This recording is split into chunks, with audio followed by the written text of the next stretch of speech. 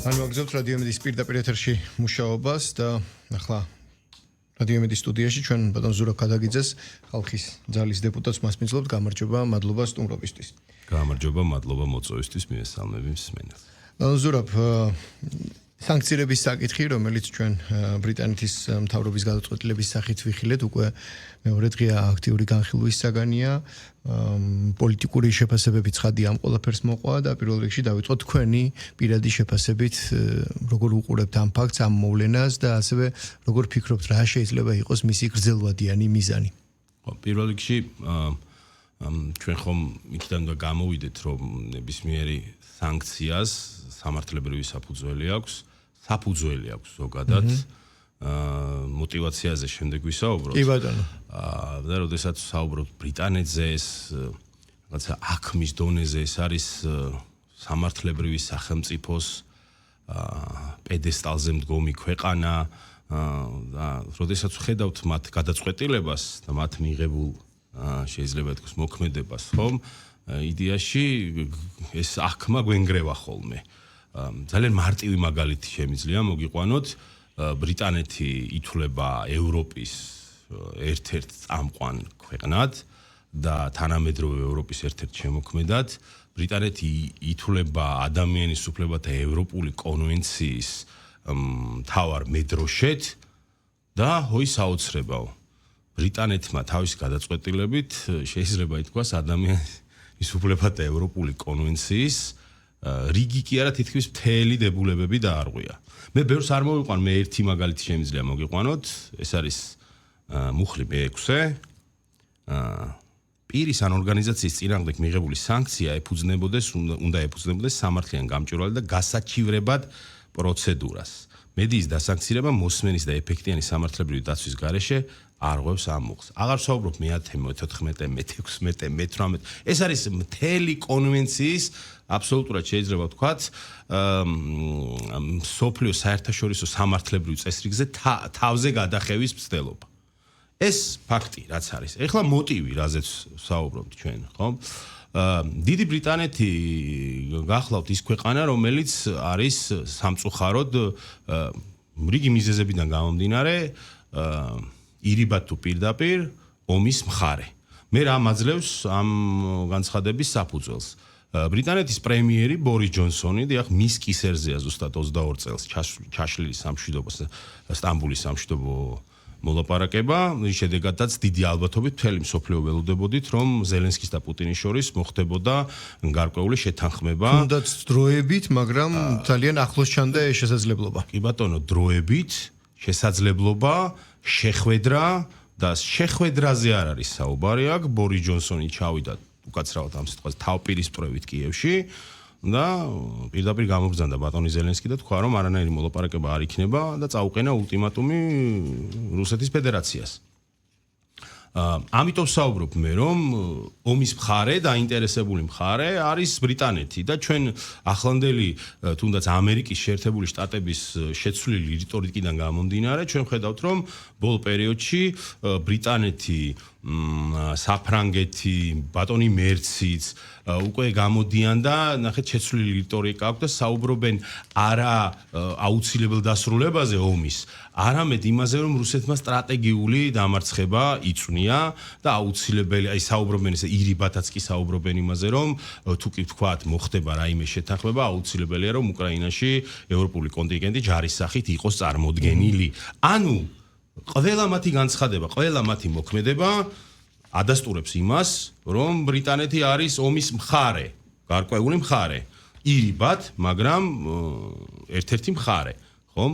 აქედან გამომდინარე, მაშინ როდესაც საქართველოს აქვს გაცხადებული სამშვიდობო პოლიტიკა, ამ სამშვიდობო პოლიტიკაზე ხელისუფლება, საზოგადოება სრულიად საქართველოს შეთანხმდა და ასეც ცდილობს გეოპოლიტიკურ კატასტროფის ფონზე რაღაცა ამ პოლიტიკით რაღაც ფონს გავიდეს საქართველოს. ამ შემთხვევაში უკვე კონკრეტულ ომის მხარეს გაიხსნა, შეიძლება ითქვას, მეორე სუნთქვა. რომ რამენაირად ის სტატუს კო, რომელიც საქართველოს შეინარჩუნა, საკუთარი პოლიტიკას გულისხმობ, ამ შემთხვევაში საქართველოს საგარეო კურსს, რამენაირად იქნებ ჩამოშალოს და შემოაბრუნოს ისევ პროცესები უკან. და ზუსტად ამას ეფუძნება ეს არის მოტივი, რომ საქართველოში უმცირესობების წარმომადგენელმა მთავრობამ ამას ხაზგასმით ვამბობ, იმიტომ რომ ტრამერის რეიტინგი დღეს ბრიტანეთში არის კატასტროფულად დაბალი. ჩვენ შეგვიძლია ვნახოთ თვითონ დიდ ბრიტანეთში გამოკითხვები თუ როგორ უყურებენ მოქმედ პოლიტიკოსებს და მოქმედ ლიდერებს საზოგადოება. დიახ, ეს არის უმცირესობა, რომელმა უმცირესობამაც მიიღო გადაწყვეტილება საქართველოში დაესანქცირებინა საზოგადოების მხრიდან ყველაზე დიდი რეიტინგის მქონე მედია საშუალებები, რომელი მედია საშუალებებიც პირდაპირ არიან საქართველოში გარანტი სიტყვის თავისუფლების და სამშვიდობო პოლიტიკის. დიახ, პირდაპირ შეგვიძლია ვთქვათ, იმიტომ რომ საზოგადოება დღევანდელი პოლიტიკურ კონტექსტში მედია არის, შეიძლება ითქვას, ლომის წილის მიმღები ყველანაირ პოლიტიკურ პროცესებში. მედია, რომელსაც აქვს 40%-ზე მეტი მხარდაჭერა და რომლის რეიტინგთანაც სხვა მედიები, ეგრეთ წოდებული ოპონენტი მედიები, მოდი არ დავარქვათ არც ერთ სახელი ამ პარტიისა თუ იმ პარტიის, ვერც კი მიდიან, ვერც კი უახლოვდებიან. ეს რას ნიშნავს? ეს არის უმრავლესობის არჩევანი. შენ როდესაც უმრავლესობის ნების წინააღმდეგ აკეთებ ასეთ მოქმედებას, ეს არის პირდაპირ მცდელობა საბოტაჟის, რომ შემოაბრუნო პროცესი უკან და კვლავ დააყენო დღის წესრიგში საქართველოს სტაბილური პოლიტიკის დესტაბილიზაციის მცდელობა. და ჩვენ იმ ფონზე, როდესაც მაგალითად საუბრობთ სტრამერზე, არ უნდა დაგვავიწყდეს, რომ ბრიტანეთის სამეფო სახლის ერთ-ერთი პირი კომპრომეტირებული ბრძანდებოდა და ბრძანდება იმ ვერაგი ეპშტეინის მხრიდან. სასაცილოა სატირალი რომ არ იყოს. წარმოვიდგინეთ ახლა ამ პერსონას, ეს ხომ ცნობილი ამბავია რა, ვინ იყო ეპშტეინი, ხო? ეს იყო კომპრომატების ქარხანა, სადაც ყველა ძლიერი ბიზნესმენი, მსახიობი, პოლიტიკოსი თუ პოტენციური ლიდერი აბსოლუტურად იყო კომპრომეტირებული. აბსოლუტურად ყავდა, შეიძლება ითქვას, უკაცრავად ამ სიტყვაზე, ცნობილი სიტყვა რა, დავერბოვკებული საკუთარი ნების ქვეშ.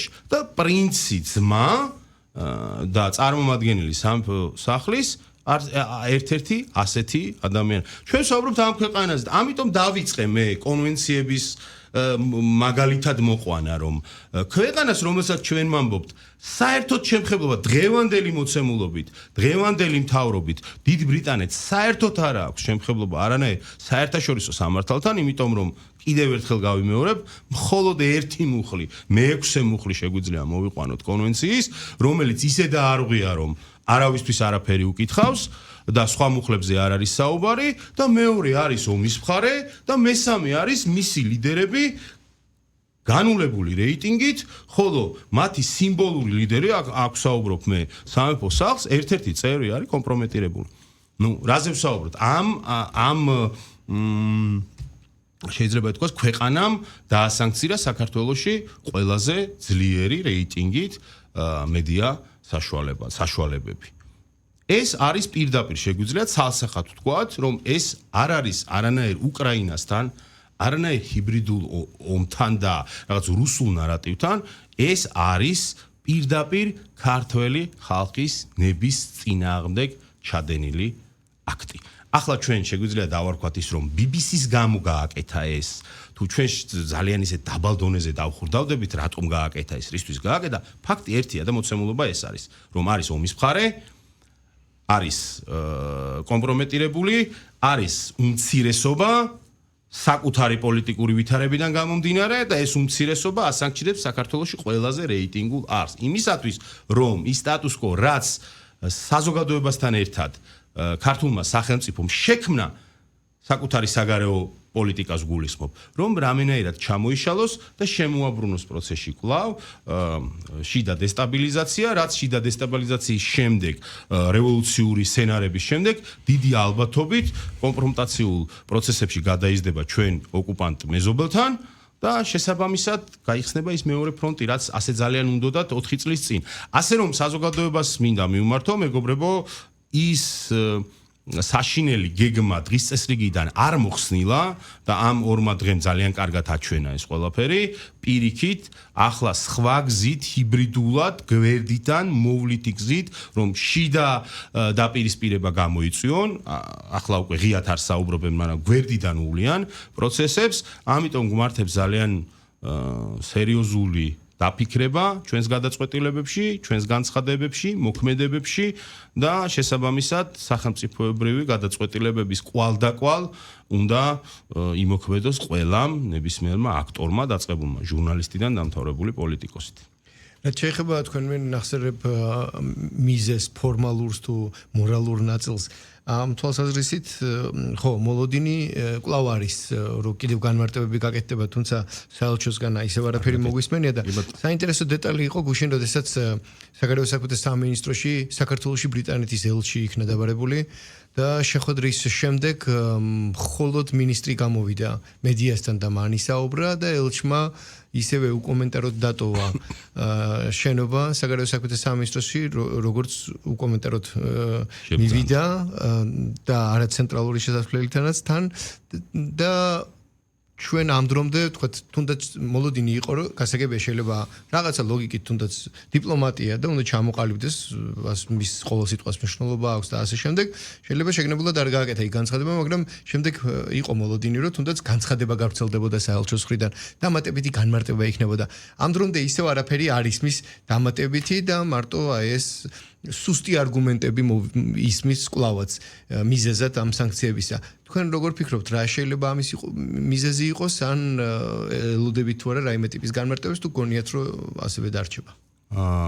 ჩვენ უნდა დავივიწყოთ ის წარსული, შეიძლება ითქვას, გუშინდელი რაღაცა არქიტექტურა, თუნდაც სამართლებრივი ურთიერთობის, საერთაშორისო უკაცრავად საერთაშორისო ურთიერთობის, რაღაც ვენის კონვენცია, დიპლომატიური ეტიკეტი მართლა ვამბობ სერიოზულად არანაირი ხუმრობა ეს არ არის გამომდინარე იქიდან რომ თითქმის ყველა ელჩმა საქართველოში ეს ეტიკეტი კარგახანია დაარღვია ქართულ ხალხთან ურთიერთობის დროს როდესაც თითისქნევით დაუწყო საუბარი და პირდაპირ საუბრობდნენ ეს ელჩები რა სურდა ქართულ ხალხს მათ წარმოდგენაც არ ქონდათ და ერთ-ერთი ელჩი მაგალითად ყოფით ნიადაგზე მომხდარ გაურკვევლობის დროს ერთ-ერთ ავტოფარეხშიც კი იმყოფებოდა ჭავჭავაძეზე იყო თუ არ ვსწრები კელი დეგნანი გაგახსენებთ ასეთ ფაქტს ანუ აი ამ დონეზე ხა რომელ დიპლომატიურ ეტიკეტზე ვსაუბრობთ ჩვენ როდესაც ელჩები გამოდიან და საქართველოში ცდილობენ სასამართლოს პოლიტიზირებას მათი მისვლით მათი კონკრეტული გადაწყვეტილებებით როდესაც ისეთ საკითხს ეხება რაც ნიშნავს სახელმწიფოს წარმომადგენლის სამართალდამცველის შეურაცხყოფას შესაბამისად დაკავებული პერსონის გასამართლებას და ამ სასამართლოზე ღიად მოდის ელჩი, უცხო ქვეყნის წარმომადგენელი და მხარს უჭერს დესტაბილიზაციის მცდელობაში და შემჩნეულ ადამიანს, ექსტრემიზმში შემჩნეულ, მინიმუმ შემჩნეულ ადამიანს, ხოლო გონივრული ეჭვით დამნაშავე ადამიანს, ხო? ანუ აქ უკვე დამთავრებულია ეს რაღაცნაირად ჩარჩო დიპლომატიური ურთიერთობის არის დამთავრებული. ჩვენ არ უნდა ველოდოთ უცხო ქვეყნის ელჩებისგან განსაკუთრებით ბრიტანეთის, საფრანგეთის, გერმანიის ელჩებისგან ჩვენ არ უნდა ველოდოთ რაიმე ეტიკეტის დაცვას, არ უნდა მოვთხოვოთ მათ ვენის კონვენციის დაცვა გამომდინარე იქიდან რომ ეს ადამიანები არ აღიარებენ მათი დღის წესრიგში ახლა დგას უკრაინა რუსეთის საკითხი ომის მხარე არის ერთი, ომის მხარე არის მეორე. მათ აქვთ არჩეული ერთი მხარე, შესაბამისად რაც მათ პოზიციებს გაამყარებს ამ მხარეს, სადაც თვითონ დგანან, აბსოლუტურად ყველაფერს გააკეთებენ და როგორც შევიდა ბრიტანეთის ელჩი თქვენ რასაც საუბრობთ, ისე გამოვიდა, ის გამოვა კიდევ გააკეთებს აბსურდულ განცხადებას, იმიტომ რომ თავად გადაწყვეტილება იყო აბსურდული. კიდევ ერთხელ გეუბნებით, რომ კონვენციებს რო ჩამოვყვეთ, ყველაფერს თავი დავანებოთ, ასე უაპელაციოდ სხვა ქვეყნის მედია საშუალება დაასანქცირო, ეს არის პირდაპირ დარღვევა. პირდაპირ დარღვევა. ყველაფერს რომ თავი დავანებოთ, არ ვიცი ხა ფილოსოფიაში არ გვინდა გადავიდეთ, მაგრამ ეს ის ელჩები არიან, როდესაც მე არაერთთან მქონია შეხვედრა რაღაც ვოლტერზე რომ საუბრობენ და იმ ვოლტერზე რომელიც ამბობდა რომ თქვენ შეიძლება გქონდეთ ჩემს მიმართ საშინელი დამოკიდებულება, საშინელი აზრი, მაგრამ მე ყველა ბოლომდე ვიბრძოლებ იმ უფლებისთვის, რომ თქვენი აზრი ჩემს მიმართ მიუღებელი აზრი არ ჩაიხშოს და თქვენ გქონდეთ ამ აზრის გამოხატვის თავისუფლება. ეს ყველაფერი აბსოლუტურად დარჩენილია რაღაცა პათეტიკის მიღმა. ეს რასაც ერთია რა საუბრობენ ეს ადამიანები და ესაუბრებიან რაღაცა ქართულად მეტყველებენ რომ თითქოს ამით მოაწონებენ ქართულ საზოგადოებას თავს, მეორეა რას აკეთებენ. გვიწევს ერთი და იმავეს გამეორება, ხომ? ეს ადამიანები აკეთებენ იმას, რომ წარმოადგენენ ომის მხარეს, შესაბამისად ომის მხარეს მათ ინტერესებს რაც ემსახურება, სრულიად მისცემენ უფლებას საქართველოს და ქართულ საზოგადოებას, თუ საჭიროა განადგურდნენ კიდეც. მე მაგალითით შემიძლია მოგიყვანოთ, რომ იყო ამაზე საუბარი ერთ-ერთი ელჩის მხრიდან, რომ რა ვიცი, პარტიზანულად იომეთ 2 დღე, 3 დღე ხომ მაინც შეაკავებთ მტერს. ნუ აი ხო ხვდებით როგორი ცინიკური და დამოკიდებულება. ცინიზმის უმაღლესი გამოვლენა. უკაცრავად დიდი ბოდიში. ჩვენ გუშინდელი გამოსვლის შემდეგ, შეხვედრის შემდეგ, როდესაც გამოვიდა მედიასთან საქართველოს საგარეო საქმეთა მინისტრი, მან ასევე აღნიშნა, რომ არ მგონია ეს ბრიტანეთში უყურებდეს ვინმე ტელეარხებს და იქ მიიღოს გადაწყვეტილება, არამედ აქედან მიწოდებული ინფორმაციის საფუძველზეა ეს ყველაფერიო და იყო, ასე ვთქვათ, მისგან გაცხადებული სურვილი, ვთქვათ, ესეც ალბათ მიზეზების ნაწილს უკავშირდება იმის შესახებ ინფორმაცია, ან იმ ადამიანთა შესახებ ინფორმაცია, ვინც მოამზადა მსგავსი ტექსტური ფუნდამენტი თუ მიზეზი იმისა, რომ შემდეგ უკვე სანქციების ფორმატამდე მისულიყო ეს ყველაფერი. დღეს ჩვენ პარლამენტის თავმჯდომარისგან და სხვა პოლიტიკოსებისგანაც არაერთი განცხადება მოვისმინეთ იმასთან დაკავშირებით, რომ ხშირად უსვამენ ისინი ხას მეხუთე კოლონის მოქმედებას საქართველოში, გარკვეული დიპლომატიური კორპუსის წარმომადგენლების განცხადებებს, რომლებიც შემდეგ უკვე სწორედ მეხუთე კოლონის წარმომადგენლებს ეხმარება მათი განმარტებით. აი ამ თვალსაზრისით როგორ ფიქრობთ, იგივე საელჩოს მხრიდან ალბათ კონკრეტულად სახელგვარებს არ იტყვიან, მაგრამ რაიმე ტიპის განმარტება შეიძლება გაკეთდეს თუ შეიძლება ელშმა თქვას, რომ პირადად ჩემი არის ეს მე ვიმუშავე ამ დოკუმენტზე, ასე ვთქვათ, თუ საქართველოსთან იგულისხმება მიზეზი ამ სანქციებისა. მოკლედ, აი ამ ნაწილში რას ხედავთ, რა შეიძლება შეიცვალოს, თუნდაც იგივე პოლიტიკოსების მიერ ნახსენებ მეხუთე კოლონასთან დაკავშირებით, იმიტომ რომ ზოგადად როცა ისინი ამას ამბობენ, გარკვეული სახელგვარები ისედაც ტივტივდება საზოგადოების გარკვეულ ნაწილში. მათ მიერ მეხუთე კოლონად წოდებული ადამიანები შეიძლება საერთოდ საპირისპიროდ მსჯელობენ. აი ამ მოცემულობაში რა პერსპექტივას ხედავთ იმისას, რაზეც თქვენ თქვით, რომ შეიძლება კიდევ ეს მარტივი პროცესი არ არის, გაგრძელდება და მეტი ყურადღება, მეტი დაკვირვება და მეტად ჯანსაღი დამოკიდებულებით უნდა უყუროს ქართულმა საზოგადოებამ მიმდინარე პროცესებს. მით უმეტეს და ფონად გვაქვს აი ეს სიტუაცია. ბატონო, ეს ფაქტობრივი მოცემულობა. ჩვენ საუბრობთ ფაქტობრივ მოცემულობაზე.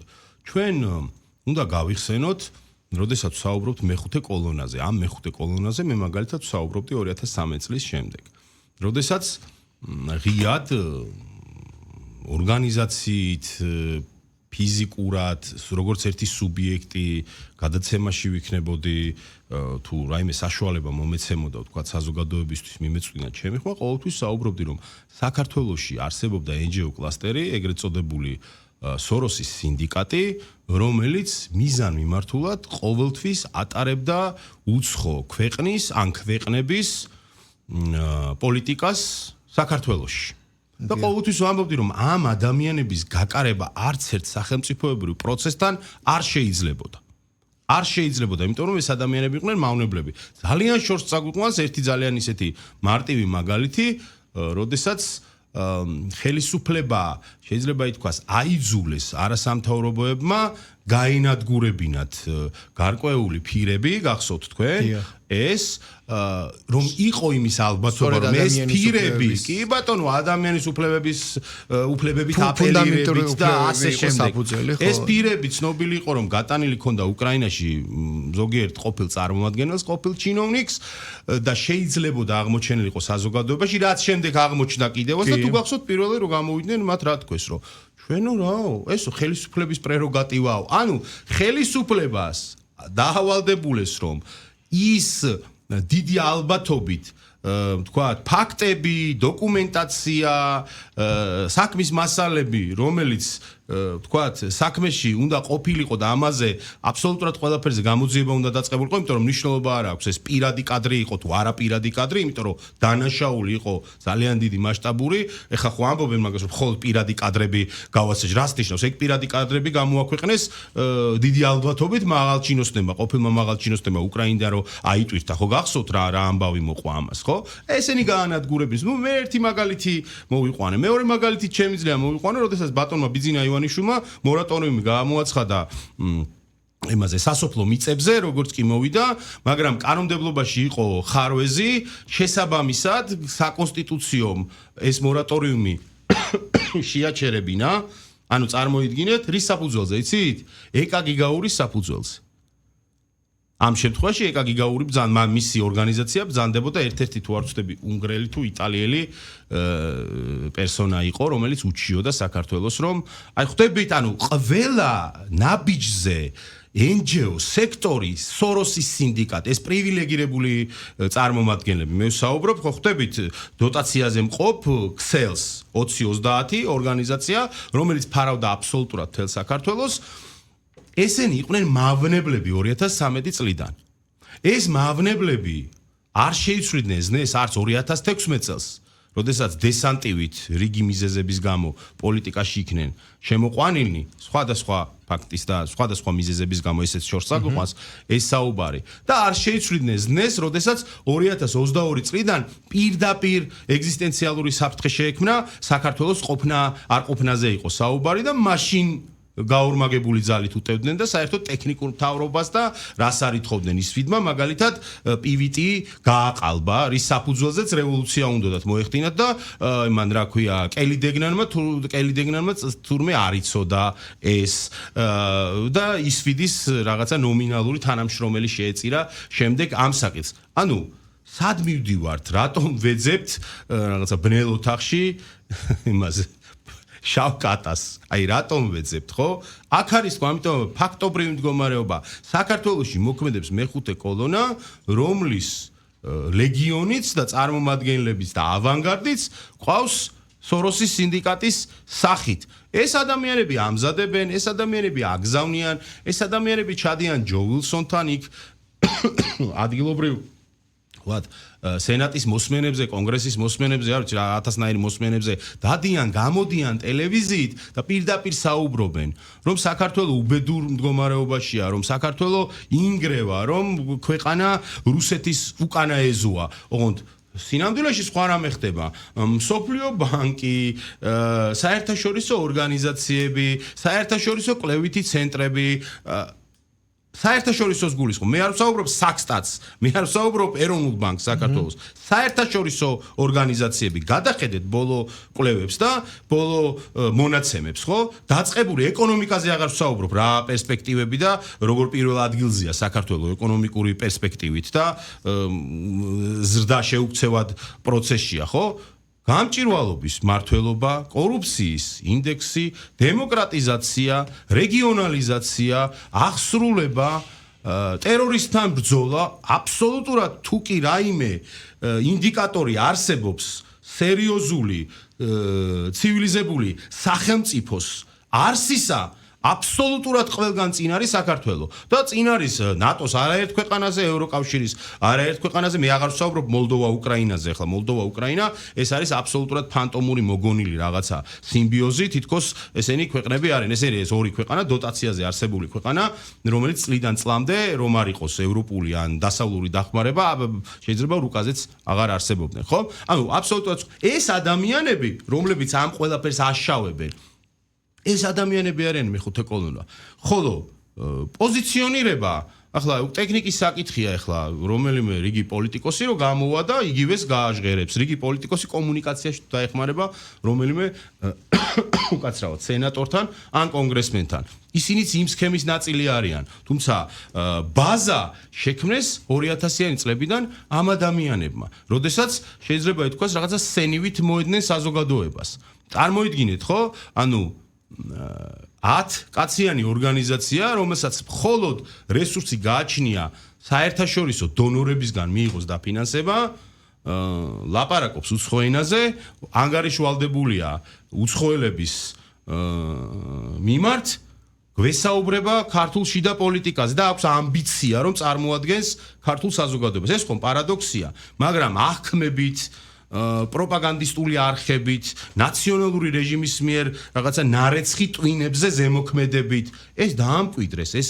სცენი გაუშვეს საზოგადოებაში, რომ არ შეიძლება თუ არასამთავრობო სექტორის წარმომადგენელია, მასზე ცუდის თქმა არაფრით არ შეიძლება. უკაცრავად. კი ბატონო.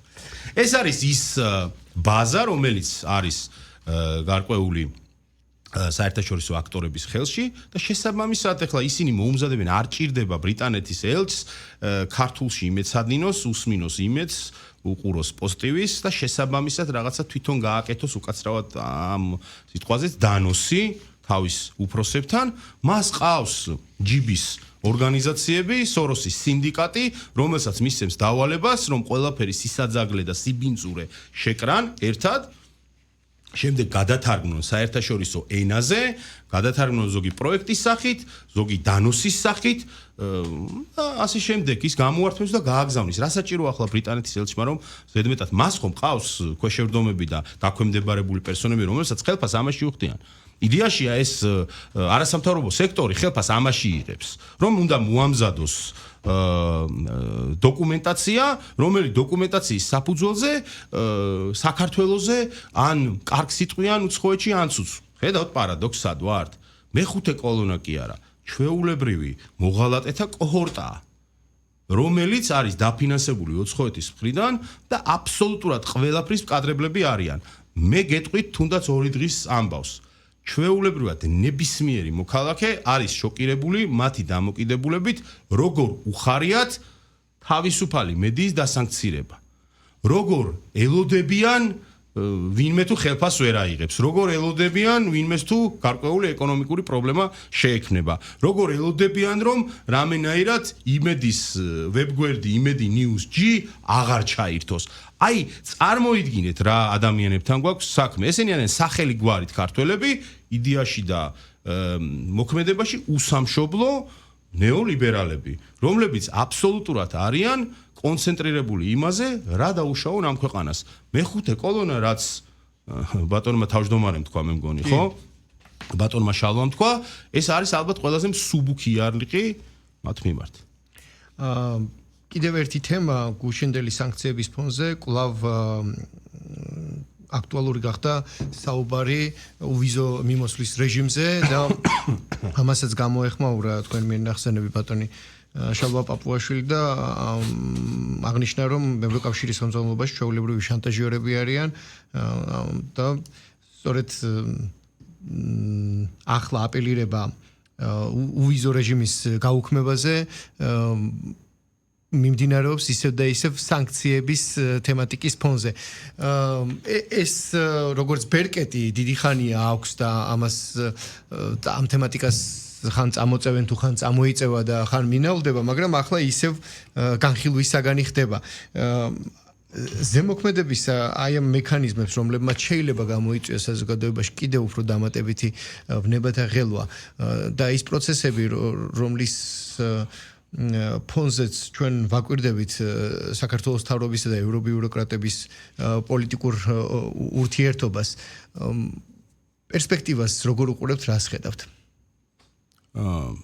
პერსპექტივას ვერ გეტყვით ვერაფერს ახლა პერსპექტივაზე შეიძლება მე გითხრათ დამოკიდებულება და როგორია სწორი დამოკიდებულება ჩვენ არაფრით არ შეიძლება შევყვეთ მათ დანაღმულ ველზე.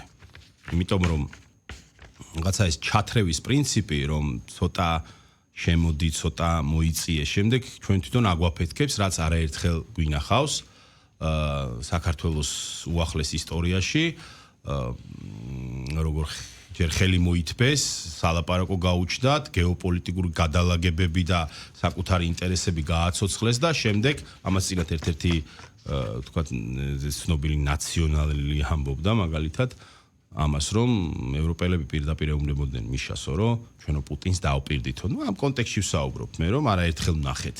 კი, იგივე მათი დამოკიდებულება, ამიტომ ვამბობ მე რომ აქ არის ერთი მკაფიო პოზიციის დაფიქსირება საჭირო, რასაც ჩვენ როგორც ხალხის ზალა საუბრობთ უკვე წლებია, დავიწყეთ საუბარი და პირველად მახსოვს რომ ძალიან ბევრს ყური მოჭრა ამ ფრაზამ, რომ ჩვენ თანაბარ უფლებიანად პარტნიორად უნდა გავეს, არ შეიძლება ხელაღებით ყველაფერზე დავთანხმდეთ, ეს ამერიკის ელჩი იქნება თუ ევროკავშირის რომელიმე წარმომადგენელი, ეს საზოგადოებაში ცოტა ნებათა ღელვა გამოიწვია ამან.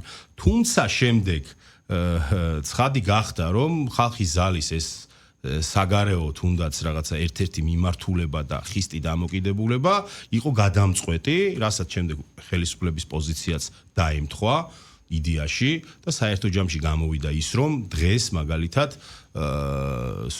სახელმწიფო პირდაპირ ესაუბრება ნებისმიერ საერთაშორისო აქტორს, რომ ჩვენ თუ დავიწყებთ საუბარს, აუცილებლად უნდა დავიწყოთ გადატვირთვით და დავიწყოთ თანაბარ უფლებიანობის პრინციპით საუბარი. ეს არამც და არამც არ უნდა შეიცვალოს, იმიტომ რომ გამომდინარე წარსული მაგალითებიდან, როგორც კი დაუთმობთ ჩვენ, წარმოიდგინეთ აი ამ სიტუაციაში აბსოლუტურად უსამართლოდ, არანაირი სამართლებრივი საფუძვლის გამო, ასე ხელაღებით ყველაზე რეიტინგულ ტელევიზიებს ასანქცირებენ.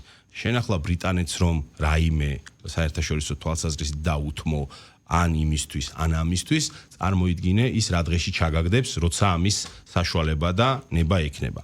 ამიტომ არის ეს ერთი საკითხი და განსაკუთრებული საკითხი, რომ ჩვენ უნდა შევინარჩუნოთ სწორი და ხანდახან ხისტი დამოკიდებულება, პირდაპირ ღიად უნდა ვესაუბროთ ამ ადამიანებს და მაქსიმალური ინფორმირებულობა უნდა მოვახდინოთ საზოგადოებას, აი ამ ნაწილში, რითაც თქვენ დაიწყეთ კითხვა და ამაზე ვსაუბრობ მე ყოველთვის, რომ ჯერ ერთი აქაც არ აქვს სამართლებრივი საფუძველი, იმიტომ რომ ვიზის შეჩერება ეს არის კონკრეტულ საერთაშორისო სამართლის ნორმის დარღვევაზე დამოკიდებული და საქართველოს არც ერთ ნორმას არ არღვევს, ახლა ნორმებს არ ჩამოვთვლი, ეს ყველას შეუძლია ნახოს, იგუგლება და შეგიძლიათ ნახოს, თუ რის საფუძველზე უწყდებათ ამა თუ იმ ქვეყანას ვიზა. ეს ერთი საკითხი, თუ ეს იქნება მიღებული გადაწყვეტილება, ეს იქნება სუფთა პოლიტიკური საკითხი და ეს იქნება იმის გაგრძელება, რომ ქართულ საზოგადოებას არა მათი სურვილის შესაბამისად, არამედ მათი სურვილის საწინააღმდეგოდ სჯიან. რატომ? აქ ძალიან მარტივი პასუხია, ხო? ყველა საუბრობს, რომ ქართულ საზოგადოებას ევროპასთან ძალიან კარგი ურთიერთობა უნდა და ჩვენ მათი სათქმელს საუბრობ მე, მათ ნათქვამს საუბრობ, რომ ჩვენ ქართველი ხალხის გვერდით ვდგავართ. მაშინ თუ კი ქართველი ხალხის გვერდით დგანან, ქართველ ხალხს თუ დაასანქცირებენ, რას მიიღებენ ამით? ეს არის პოლიტიკური ვაჭრობა, ეს არის სპეკულაცია, რაც არაერთხელ გვინახავს მათი მხრიდან. გასაგებია. დიდი მადლობა სტუმრობისთვის, დიდი მადლობა თქვენი პოზიციის გაზიარებისთვის. სტუდიაში ზურაბ ქადაგიძეს ხალხის ზალის დეპუტატს მასპინძლობდით დროებით.